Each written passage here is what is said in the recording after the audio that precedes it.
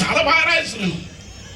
పదగతులు సరగతులు పల్లవించి అట్లాంటి పాటలు అండి బాగా కోరటం కన్నా అనంత కాంతి పింజములతో నుంచి నింగిరంతరం పొగలుగు పూలు నేరకవత తెల్లవాడ సగలత చుట్టూ భూమి పగలతో తిప్పేవాడు లేడి పరుగులతో వేడి గుర్రములాడించేవాడు ఇట్లా రాయొచ్చు.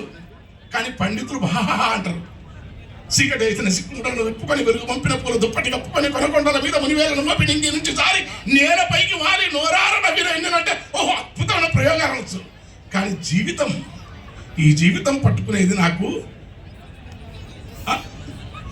అక్కడికి వస్తున్నా. పట్టుకోవడం అనేది గాదా సప్తశతి కృష్ణదేవరాయల నుంచి, కేశవరెడ్డి నుంచి, నామిని నుంచి, బండి నారాయణ స్వామి నుంచి, ఇలాంటి వాళ్ళ నుంచి, గద్దర్ నుంచి రావటం వల్ల నేను ఒక్కటే పాట, ఎందుకంటే సమయం కాదు కనుక. ఎరకలి నాగన్న ఉంటుండే ఈ ఊరి శివర వేసుకున్న గుడిసె ఒకటుండే బూడిది పిర్రల బుడ్డ గోసి అని అయిపోయింది. బూడిది పిర్రల బుడ్డ గోసి బిర్రుగా నడుముకు ఎగబోసి చెడుగుడు చెడుగుడు అడుగు ఎలుగు లెంకటి పిట్టె పరుగు.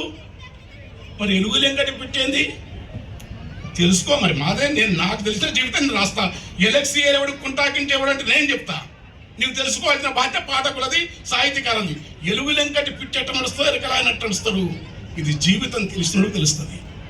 ఎలుగు లెంకటి పిట్టె పరుగు ఎడమ సేతుల ఎదురు పరుగు ఈత వనవనువనువు గాలించి నాగన్న బంగారం ఏదో దాసినట్టుగా లేత పరుగును తడిమి చూసేది. కడుప తలుపు లేని గుడిసే. కడుప లేదు, తలుపు లేదు. రమణ మహర్షి తెలియదు, యోగులు తెలియరు. కానీ కడపకు తలుపు లేదు, గుర్తుపెట్టుకో. తలుపే లేదంటే ఎంత యోగి ఉండాలా. కడుప తలుపు లేని గుడిసే తుంగముస్తలు దాసే గరిసే ఇడుపు నావక దోనె విలిసే పంది పిల్లల దరికి విలిసే ఉలువజొన్న పొట్టు ఉలిసే ఊరి ఎంగిలి కొంత గలిసే కుడి తిని కుడి సేతనే గలిపే కుడి తిని కుడి సేతనే